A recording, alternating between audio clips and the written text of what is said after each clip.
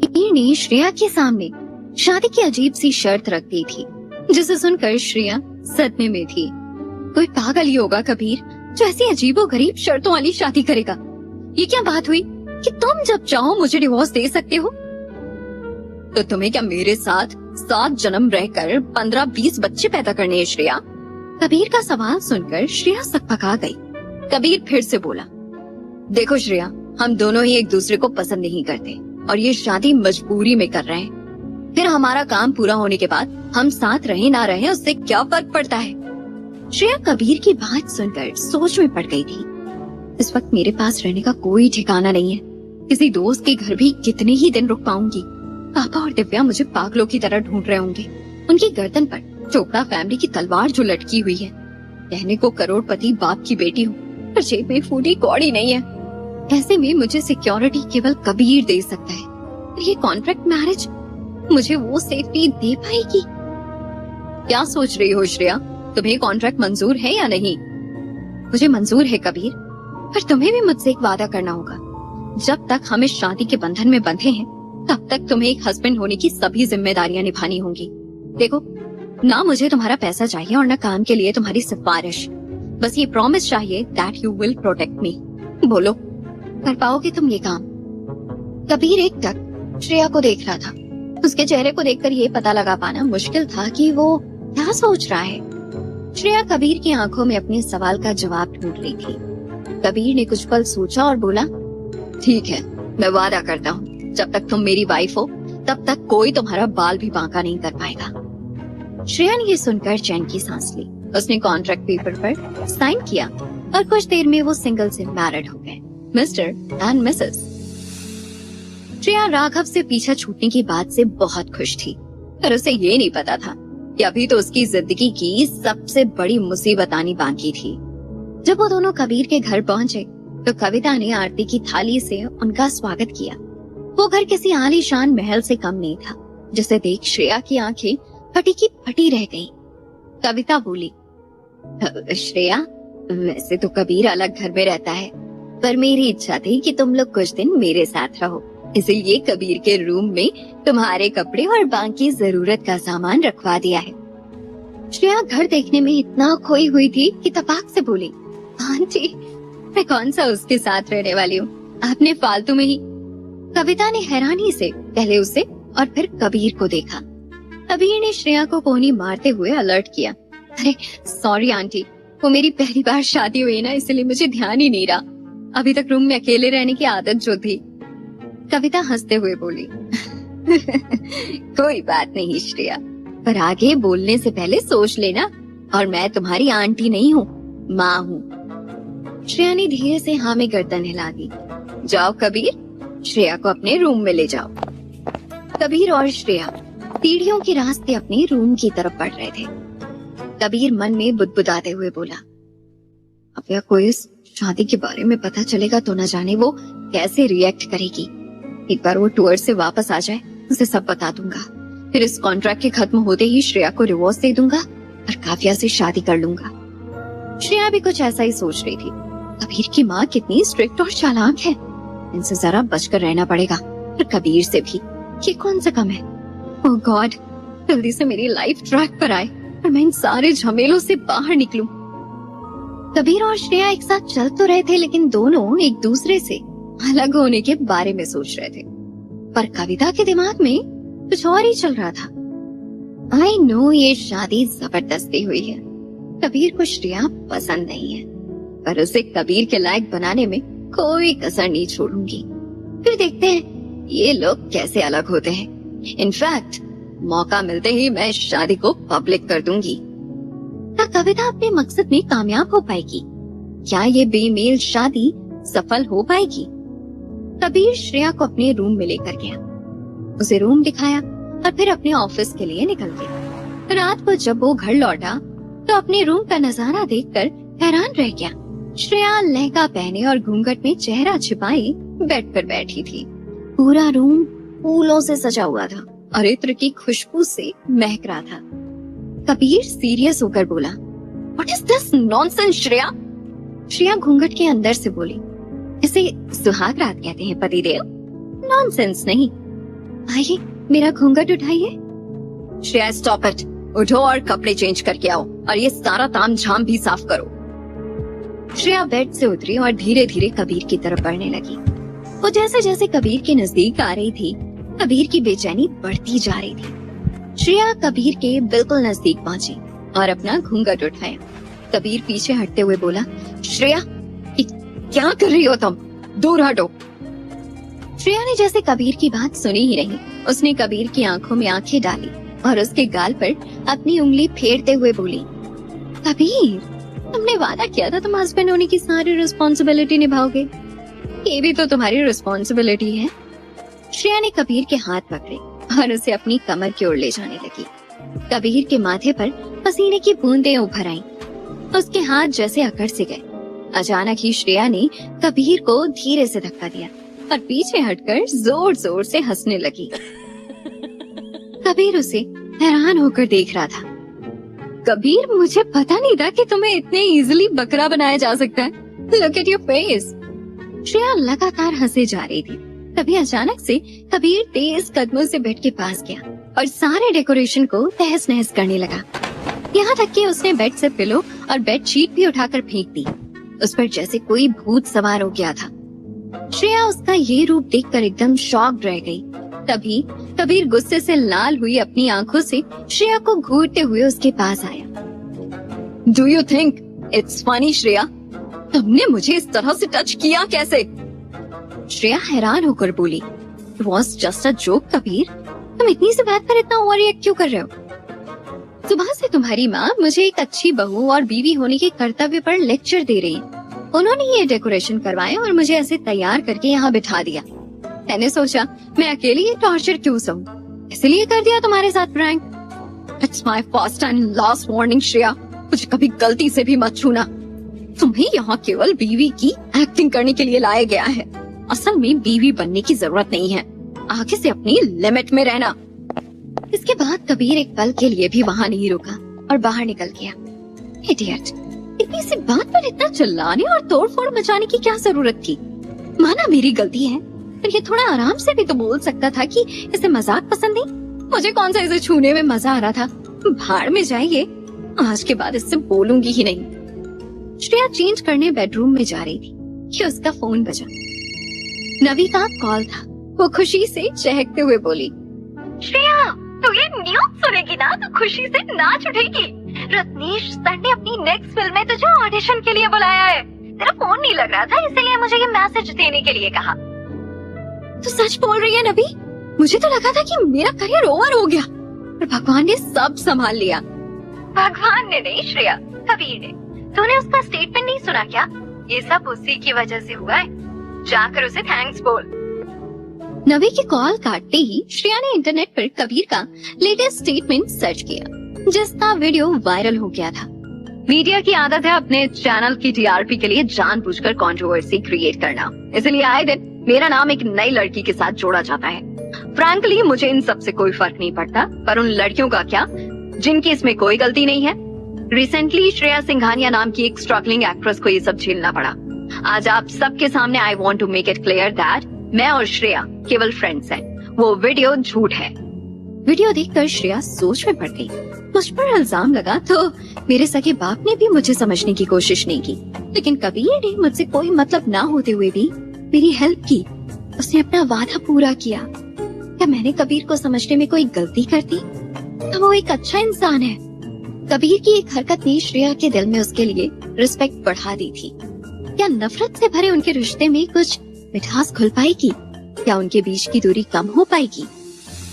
अगले दिन श्रेया ने नवी से मिलने का प्लान बनाया। उससे मिलकर जब वो उसके घर से बाहर निकली तो सामने खड़े उदय और दिव्या को देखकर बहुत चक्की रह गई। उदय गुस्से में बोला, दिव्या ने सही कहा था, तुम यहीं मिलोगी। कहाँ थी इतने दिनों से? आपकी ये बीवी इतना ही सही बोलती है तो पापा इन्हीं से पूछ लीजिए, मैं इतने दिनों से कहाँ थी, पता होगा इन्हें। श्रेया के जवाब से दिव्या बुरी तरह बौखला गई। और कितनी बेशर्मी पर उतरोगी तुम श्रेया। मैंने और उदय ने बचपन से तुम्हारा इतना ख्याल रखा, उसकी ये सजा दे रही हो हमें? घर से भागने से पहले एक बार भी हमारे बारे में नहीं सोचा तुमने। तुम्हारी वजह से मिसेस चोपड़ा ने कितना सुनाया है हमें, धमकी दी है कि तुम नहीं लौटी तो हमें बर्बाद कर देंगी वो। चुपचाप घर चलो। दिव्या ने श्रेया का हाथ पकड़ा और उसे कार की तरफ खींचने लगी। श्रेया ने झटके से अपना हाथ छुड़ाया और गुस्से में बोली, Mrs Singhania, don't you dare touch me, वरना अभी पुलिस को बुला लूंगी मैं। बचपन से मेरा कितना ध्यान रखा है आपने, सब याद है मुझे। मैनिपुलेट करके मेरे पापा को भी मेरे खिलाफ कर दिया। मैं उस घर में कभी नहीं लौटूंगी और ना ही उस राघव से शादी करूंगी। इतना ही शौक है तो आप अपनी बेटी रिया को उसकी दुल्हन क्यों नहीं बना देती। ये बोलकर श्रेया ने पहली नजरों से दिव्या और अपने पापा को देखा और वहाँ से निकल गई। अपनी इंसल्ट से दिव्या की आंखों में खून उतर आया था, पर साथ ही वो श्रेया का कॉन्फिडेंस देखकर हैरान थी। वो मन ही मन सोचने लगी, तमीज तो ये श्रेया हमेशा से थी, पर आज इसकी आवाज और आंखों में अलग ही कॉन्फिडेंस झलक रहा था। ऐसा क्या हुआ होगा इसके साथ, मुझे पता करना पड़ेगा। श्रेया और कबीर की शादी हुए 1 हफ्ता बीत चुका था। कबीर सुबह जल्दी उठता, ऑफिस जाता, दिन भर काम करके देर रात घर लौटता। वो रूम में लगे काउच पर सोता और अगले दिन फिर वही रूटीन रिपीट करता। इस बीच उन दोनों में कोई बात नहीं हुई। एक दिन श्रेया बाहर गार्डन में बैठी बुक पढ़ रही थी। अचानक से श्रेया को कुछ याद आया और वो अपने पास खड़ी मेड से बोली, नीलू प्लीज मेरे रूम में जाकर मेरा फोन ले आओ, अब तक तो फुल चार्ज हो गया होगा। मैं अभी दिनेश को बोल देती हूँ। मैं दिनेश ऑलरेडी खाना बनाने में बिजी है, तुम ही ले आओ। मैम मैं कैसे जा सकती हूँ वहाँ, कबीर सर के रूम में लेडीज का जाना मना है, आपको पता नहीं है क्या? क्यों? मैं भी तो लेडीज उस रूम में ही रहती हूँ। मैम आप इकलौती ऐसी औरत हैं जिन्हें वहाँ जाना अलाउड है, वरना बड़ी मैडम खुद वहाँ बहुत कम जाती है। श्रेया आगे कुछ पूछती उससे पहले ही पीछे से कबीर की आवाज आई। वो नीलू को आंखें दिखाता हुआ बोला, गप्पे लड़ाने के लिए रखा है तुम्हें काम पर? मॉम कब से आवाज लगा रही है तुम्हें, सुना नहीं तुमने? नीलू घबराते हुए वहाँ से चली गई। कबीर श्रेया से बोला, मुझे अपने सामान के साथ ज्यादा छेड़छाड़ पसंद नहीं है, इसलिए मेरे रूम में लिमिटेड लोग ही जाते हैं। आगे से तुम्हें कोई सवाल पूछना हो तो डायरेक्टली मुझसे पूछ लेना, वरना फालतू की गॉसिप ही मिलेंगी। श्रेया ने जबरदस्ती मुस्कुराते हुए हाँ में गर्दन हिला दी। वो कबीर से तो कुछ नहीं बोली, लेकिन मन में सोचने लगी, इसका आंसर, बिहेवियर सब चीख चीख कर कह रहे हैं ये किसी बात को छुपाने की कोशिश कर रहा है। उस दिन मेरे छूने पर इसका गुस्सा और फिर आज ये लेडीज वाली बात, क्या इन दोनों बातों का आपस में कोई रिलेशन है? श्रेया के दिमाग के घोड़े स्पीड से भाग रहे थे। वहीं अपने रूम की तरफ जाते हुए कबीर बस यही सोच रहा था, अगर मैं टाइम पर नहीं पहुंचता तो पता नहीं वो नीलू श्रेया को मेरे बारे में क्या क्या बता देती। जब श्रेया को मेरी असलियत का पता चलेगा तो न जाने वो कैसे रिएक्ट करेगी। कबीर परेशान होकर अपने रूम में चला गया। 10 मिनट बाद श्रेया भी रूम में आई, पर उस वक्त कबीर वहाँ नहीं था। श्रेया अपना फोन लेकर वापस गार्डन की तरफ जाने लगी, पर तभी उसने देखा कि सामने कॉरिडोर से एक सर्वेंट हाथ में ट्रे लेकर आ रहा था। ट्रे में चाय के 2 कप थे। वो एक रूम के सामने रुका और रूम के आगे रखी एक टेबल पर वो ट्रे रख दी। फिर उसने डोरबेल बजाई और वहाँ से लौट आया। कुछ सेकंड्स बाद उस रूम का दरवाजा खुला, एक हाथ उसमें से बाहर निकला। उसने ट्रे को अंदर लिया और फिर से दरवाजा बंद कर लिया। 2 कप चाय? कबीर की माँ नीचे है, मैं इतनी देर से बाहर गार्डन में थी, किसी गेस्ट को आते नहीं देखा, फिर दूसरा कप किसके लिए है? अनायास ही श्रेया के कदम उस रूम की तरफ बढ़ गए। कमरे के बाहर पहुंचकर उसने दरवाजे से कान लगाए, लेकिन कोई आवाज सुनाई नहीं दे रही थी। ये कमरा भी शायद घर के बाकी कमरों की तरह साउंड प्रूफ था। श्रेया का हाथ हैंडल पर रखा हुआ था। उसने कान को दरवाजे से लगभग चिपका दिया। इस बार भी उसे कोई आवाज तो नहीं सुनाई दी, लेकिन अगले ही पल हैंडल नीचे खिसक गया और दरवाजा एक झटके में खुल गया और सामने का नजारा देखकर श्रेया के होश उड़ गए। सामने सोफे पर कबीर बगैर कपड़ों के बैठा था और एक आदमी ने उसे अपने दोनों हाथों से पकड़ रखा था। दरवाजा खुलने की आवाज हुई तो दोनों एक साथ चौंक पड़े। वो दूसरा आदमी उछलकर कबीर से दूर हो गया। एक सेकंड के लिए श्रेया और कबीर की नजरें टकराई और श्रेया ने कुछ कहा नहीं और भागते हुए वहाँ से निकल गई। श्रेया ने जो देखा उससे वो सदमे में चली गई थी। कबीर को लड़कों में इंटरेस्ट है, इसीलिए वो औरतों से दूर भागता है। क्या ये बात उसकी माँ को पता होगी? क्या उन्होंने जानबूझकर हमारी शादी कराई ताकि पब्लिक में कबीर की इमेज पर कोई सवाल न उठे? वहाँ श्रेया सदमे में थी और यहाँ उस रूम में कबीर के साथ बैठे आदमी ने कबीर से पूछा, कबीर वो लड़की कौन थी? श्रेया, मेरी बीवी। तुम्हारी शादी कब हुई? क्या तुम्हारी बीवी तुम्हारी इस प्रॉब्लम के बारे में जानती है? नो डॉक्टर, उसे कुछ नहीं पता और उसे कुछ पता चलना भी नहीं चाहिए। Is your wife Kabir? She deserves to know. आखिर ये उसकी जिंदगी का भी सवाल है। उसकी जरूरत नहीं है डॉक्टर, and I hope आप भी अपना मुंह बंद रखेंगे, वरना मुंह खोलने का अंजाम जानते हैं ना आप। कबीर को एक बंद कमरे में एक अनजान आदमी के साथ बिना कपड़ों के देखकर श्रेया को यकीन हो गया कि कबीर को लड़के पसंद है।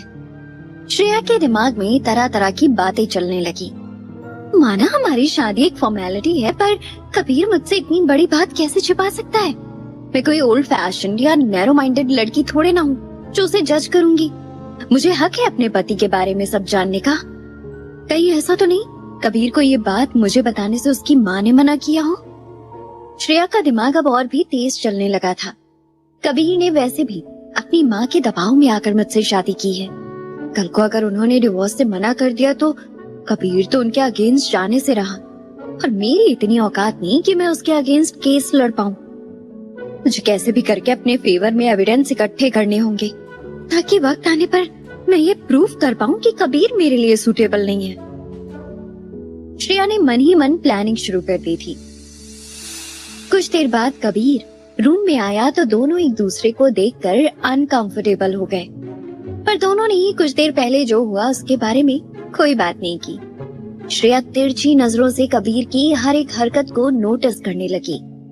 तभी कबीर श्रेया की ओर देखे बिना बोला, डिनर के बाद हम लोग मेरे दूसरे वाले घर चलेंगे, अपना सारा सामान पैक कर लेना। कबीर इतना बोल के रूम से बाहर निकल गया। श्रेया उसके पीछे गई और कबीर को जाते देखा। श्रेया दौड़कर उसी रूम के बाहर गई जहां उसने कबीर को उस आदमी के साथ देखा था, पर लैच खोलने पर उसने पाया कि रूम लॉक था। श्रेया अपने दोनों हाथों को आपस में समेटते हुए बोली, पता तो मैं करके रहूंगी।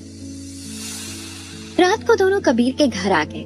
ये घर उस घर जितना आलीशान तो नहीं था, पर यहाँ भी लग्जरी की कोई कमी नहीं थी। श्रेया को यहाँ एक बात का आराम था, उसकी हरकतों पर हर वक्त नजर रखने वाली कविता यहाँ नहीं थी।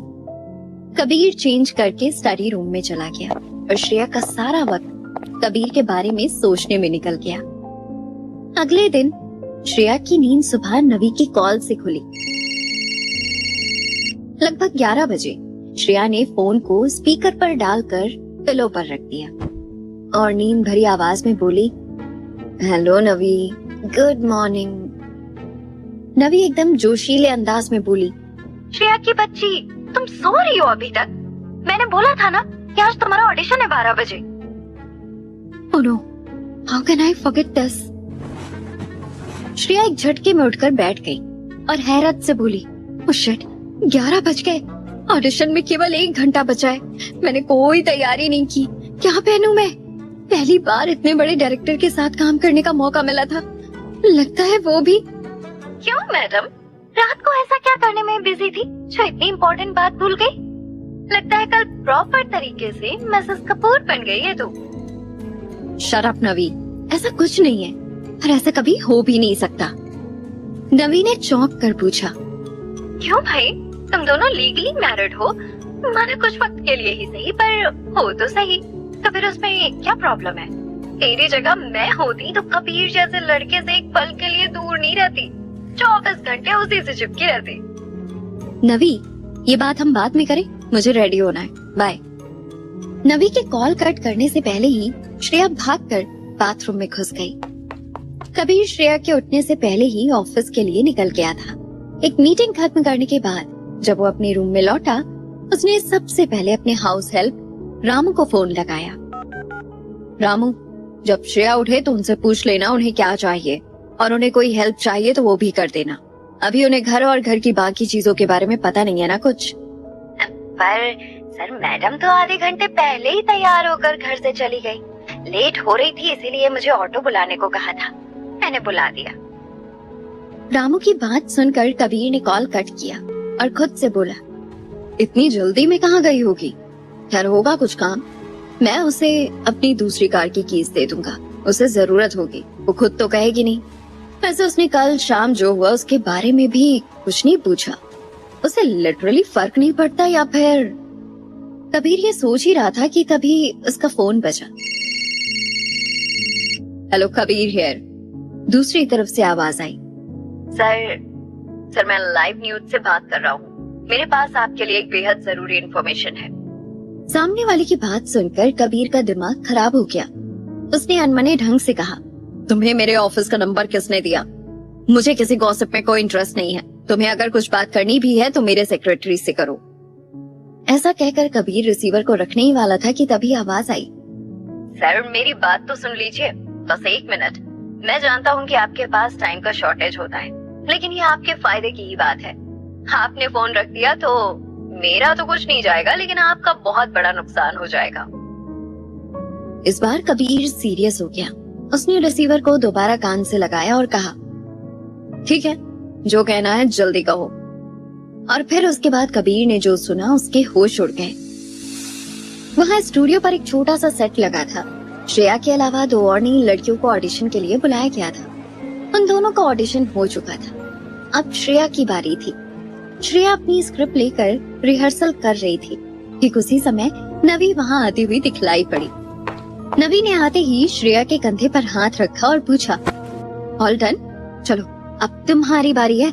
ऐसा ऑडिशन देना कि सबके होश उड़ जाएं। श्रेया ने गहरी सांस ली और उठकर खड़ी हो गई।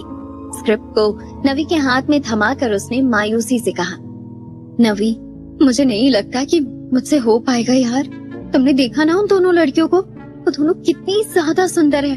उतना तो मैं मेकअप करके भी नहीं हो सकती। और जिस तरह से वो हंस हंस कर कास्टिंग डायरेक्टर से बात कर रही है, लग रहा है वो उनको ऑलरेडी जानता है। मेरा यहाँ कोई चांस नहीं है। श्रेया को उदास देखकर नवी ने उसे दोनों कंधों से पकड़ लिया और समझाने लगी, डोंट बी सिली श्रेया, तुम कैसी बच्चों जैसी बातें कर रही हो। शक्ल सूरत देखकर एक्टर बनते हैं क्या? तुम्हें कैमरा के सामने अपने एक्सप्रेशंस को जाहिर करना होता है। गंदे चेहरे को तो मेकअप से ढका जा सकता है, लेकिन गंदी एक्टिंग का कोई इलाज नहीं होता, समझी? आई नो तू कर सकती है, अब चल। नवी श्रेया का हाथ पकड़े हुए उसे लगभग खींचती हुई सेट पर ले गई। कैमरा स्टार्ट हुआ। श्रेया आज पहली बार डायरेक्ट सेट पर ऑडिशन दे रही थी, वरना हमेशा तो एक बंद कमरे में ऑडिशन होता था। चारों तरफ कैमरा लगे थे। श्रेया कॉन्शियस हो रही थी। घबराहट उसके चेहरे पर दिख रही थी। कास्टिंग डायरेक्टर चिल्लाया, टाइम वेस्ट करने आई हो क्या यहाँ? टेप में सही बोल रही थी, किसी और के टेप पर अपना फेस चिपका दिया था। डायलॉग बोलना है तो बोलो, नहीं तो टाइम वेस्ट मत करो। Sorry sir, 1 more chance. मैं बोलती हूँ डायलॉग। सामने बैठे शख्स ने गंदा सा मुंह बनाया और फिर से कुर्सी का सहारा लेकर बैठ गया। श्रेया ने आंखें बंद की और खुद से बोली, किस्मत ने बड़ी मुश्किल से तुझे ये मौका दिया है। अगर ये मिस हुआ तो पता नहीं दूसरा मौका कब मिलेगा। भूल जा सब कुछ और दिखा दे सबको कि तू क्या चीज है। श्रेया ने आंखें खोली और ऐसे इमेजिन किया कि वो सेट पर नहीं बल्कि एक रूम में ही है। उसने डायलॉग बोलना शुरू किया, मैं जानती हूँ विहान, तुम मेरी सूरत से नहीं बल्कि सीरत से प्यार करते हो, लेकिन मेरा एक दूसरा चेहरा भी है, मेरी एक दूसरी दुनिया भी है जिसे तुमने आज तक नहीं देखा और शायद देखना भी नहीं चाहोगे। मुझे हर रोज जिंदगी से किस कदर जूझना पड़ता है, कितनी जिल्लतें उठानी पड़ती हैं। अगर तुमने देख लिया ना विहान, तो कभी मुझसे आंख मिलाने की हिम्मत नहीं कर पाओगे। ये प्यार मोहब्बत का भूत उतर जाएगा सिर से तुम्हारे। इसलिए प्लीज चले जाओ मेरी जिंदगी से, चले जाओ और दोबारा कभी पलटकर मत देखना। डायलॉग खत्म हुआ और श्रेया खामोश हो गई, लेकिन साथ ही साथ उसने बाकी सभी को खामोश कर दिया था। थोड़ी देर तक हर तरफ सन्नाटा छाया रहा और फिर अचानक ही कास्टिंग डायरेक्टर रत्नेश उठकर ताली बजाने लगा। वो श्रेया की तरफ बढ़ते हुए बोला, मैंने तो तुम्हें कंट्रोवर्सी की वजह से एक मौका दिया था, पर तुम तो वाकई में अच्छी एक्ट्रेस निकली। फैंटास्टिक, ये रोल तुम ही करोगी। कांग्रेचुलेशंस श्रेया। श्रेया आज बेहद खुश थी क्योंकि ऑडिशन के तुरंत बाद उसका नाम फाइनल कर दिया गया था। घर आकर कुछ देर रेस्ट करने के बाद जब वो बाथरूम से बाहर निकली तो कबीर को देखकर चौंक पड़ी। तुम? श्रेया ने अपनी टाल को संभालते हुए पूछा। तुम कब आए? कबीर ने हाथ में लैपटॉप पकड़ रखा था। श्रेया को इस लुक में देखकर भी उसके मन में शायद हलचल नहीं हुई। उसने धड़ल्ले से कहा, वो मैं कल अपना लैपटॉप भूल गया था यहाँ, वही लेने के लिए आया था। गलती से मैं तुम्हारा लैपटॉप लेकर चला गया था। श्रेया शर्माती हुई धीरे धीरे वार्डरोब की तरफ बढ़ने लगी और किवाड़ के पीछे खड़े होकर वो कपड़े पहनने लगी। श्रेया बोली, तुम्हें पता है आज मेरा ऑडिशन था। तुम सुबह जल्दी निकल जाते हो इसीलिए बताने का टाइम ही नहीं मिला। मैंने क्या जबरदस्त परफॉर्मेंस दी है यार, मुझे खुद भी।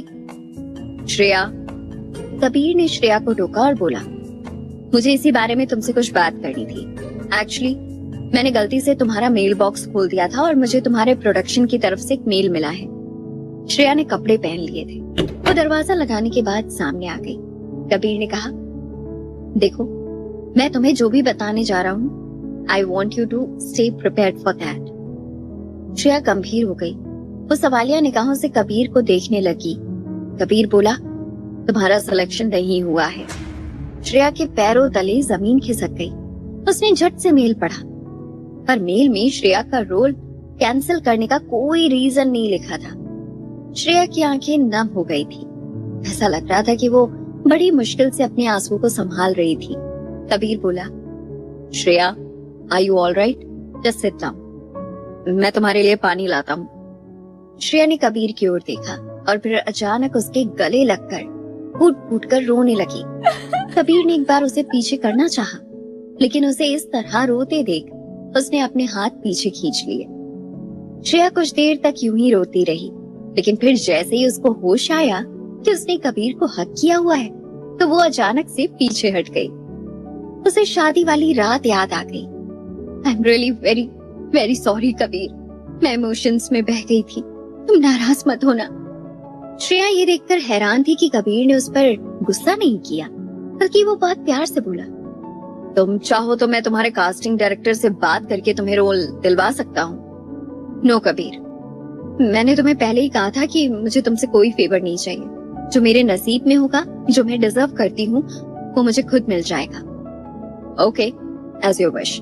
मैं खाना खाने जा रहा हूँ, अगर तुम्हें ठीक नहीं लग रहा तो तुम्हारा खाना यहीं भिजवा देता हूँ। इतना कहकर कबीर वहाँ से निकल गया। श्रेया उसे जाते देखती रही।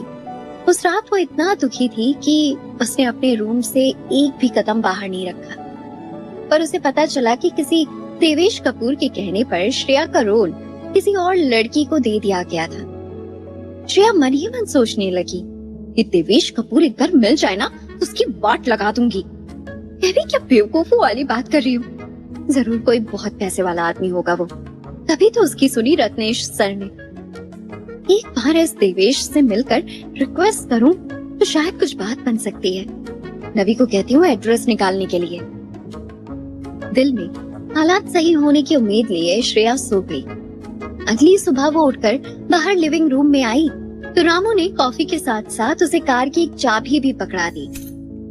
कबीर सर ने ये कार की चाबी आपको देने के लिए कहा था, मैंने उसमें पेट्रोल भरवा दिया है, आपको जहाँ जाना हो इसे लेकर जाइएगा।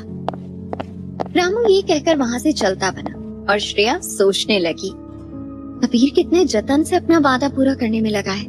पहले मीडिया के सामने मेरी इमेज क्लियर की, अब ये कार। कल रात भी उसने मुझे हेल्प ऑफर की थी और मैं इडियट, उसे एक भी बार थैंक यू नहीं कहा। अभी कह देती हूँ। श्रेया उठकर कबीर के रूम की तरफ चल दी। दरवाजा खुला था। श्रेया ने हल्का सा धक्का दिया तो दरवाजा पूरी तरह से खुलता चला गया, पर कबीर वहाँ नहीं था। अचानक से श्रेया की नजर बेड के साइड में रखे टेबल पर गई। श्रेया ने पास जाकर देखा तो वहाँ कुछ लड़कों की तस्वीरें थी। उन फोटोज में लड़कों ने केवल अंडरवेयर पहना हुआ था। श्रेया बड़बड़ाई, तो पूरे वक्त रूम में बैठकर ये काम करता है ये लड़का, अपने लिए लड़के चुनता है। हे भगवान, वैसे ये अच्छा मौका है, इन फोटोज की फोटो ले लेती हूँ, एज एन एविडेंस काम आएगी। श्रेया ने मोबाइल निकाला और फोटो खींचने लगी, पर तभी उसे कबीर की आवाज आई, क्या कर रही हो यहाँ? श्रेया हड़बड़ाते हुए पीछे मुड़ी। उसे पता ही नहीं चला कि कबीर बाथरूम में था। कबीर ने पैनी नजर से श्रेया को देखा। श्रेया भी कबीर को देख रही थी। उसने केवल एक टाल लपेटा हुआ था। सिर के गीले बाल बता रहे थे कि उसने अभी अभी शावर लिया है। कबीर का सेक्सी बदन देखकर थोड़ी देर के लिए वो भूल ही गई कि वो यहाँ किस लिए आई थी। क्या हुआ? कबीर ने बिस्तर पर पड़े अपने कपड़े उठाते हुए कहा। सुबह की ताजी हवा कबीर के शार जल से खिले बदन को छूकर श्रेया की तरफ आ रही थी और उसकी खुमारी में श्रेया सब कुछ भूल गई थी। कबीर की कड़क आवाज ने उसका ध्यान खींचा। तब उसे ध्यान आया कि कबीर कैसी हालत में उसके सामने खड़ा है। वो हड़बड़ाकर बोली, मैं तुम्हें थैंक्स बोलने आई थी, कार के लिए और बाकी हेल्प के लिए। थैंक्स, अब मैं जाती हूँ। ऐसा कहकर श्रेया पूरी ताकत के साथ बाहर निकलने लगी, पर तभी कबीर ने उसके सामने जाकर उसे रोका। श्रेया घबरा गई। कबीर ने उसके हाथ की तरफ इशारा किया। श्रेया का ध्यान अपने हाथ में पकड़ी उन फोटोज की ओर गया। उसने हड़बड़ाते हुए उन फोटोज को फिर से टेबल पर रखा और सॉरी कहकर वहां से निकल गई। कबीर बड़बड़ाया, मुझे तो हमेशा से शक था कि ये श्रेया बहुत बड़ी लड़केबाज है। शक्ल इतनी भोली पर हरकत। कुछ देर बाद तैयार होकर कबीर ऑफिस के लिए निकल गया और जब वो रात को वापस घर पहुंचा तो श्रेया को लिविंग रूम में अपना इंतजार करते पाया। वो कुछ पूछता उससे पहले श्रेया बोल पड़ी, आज माँ का फोन आया था, सासू माँ का। कबीर ने सवालिया नजरों से श्रेया की तरफ देखा। वो टोन से ही समझ गया था कि कोई अच्छी खबर नहीं थी और वो सही था।